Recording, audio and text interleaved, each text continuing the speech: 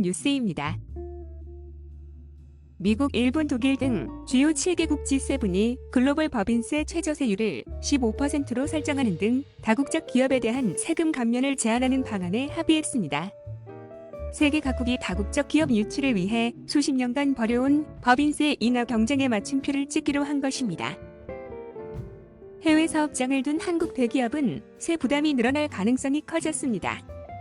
최근 외신에 따르면 G7 재무장관들은 영국 런던에서 회담한 뒤 낸 공동 성명에서 세계 각국이 법인세율을 15% 이상으로 유지하는 것입니다.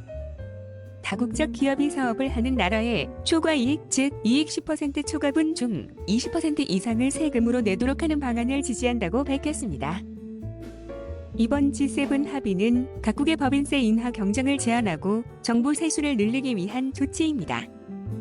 페이스북, 구글, 아마존 등 디지털 기업뿐 아니라 해외 사업장을 둔 모든 업종의 다국적 기업이 영향을 받게 됩니다.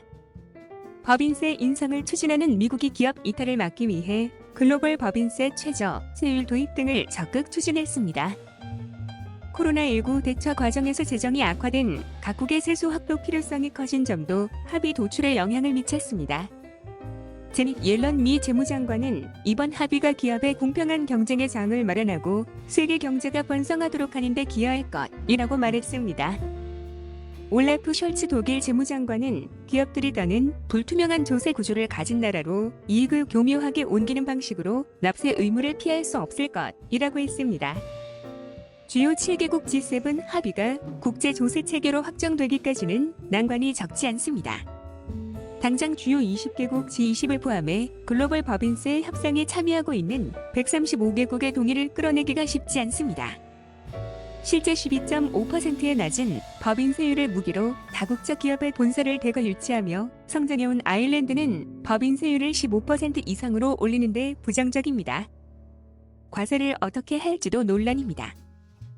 예컨대 다국적 기업 이익 중 실제 사업장이 있는 나라에서 과세할 수 있는 범위와 다국적 기업의 구체적 기준 등을 두고 각국의 셈법이 엇갈릴 수 있기 때문입니다.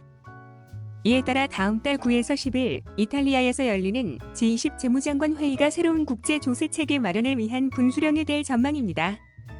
이상 글로벌 경제 뉴스였습니다. 감사합니다. 밴쿠버 한인 커뮤니티 k밴쿠버.com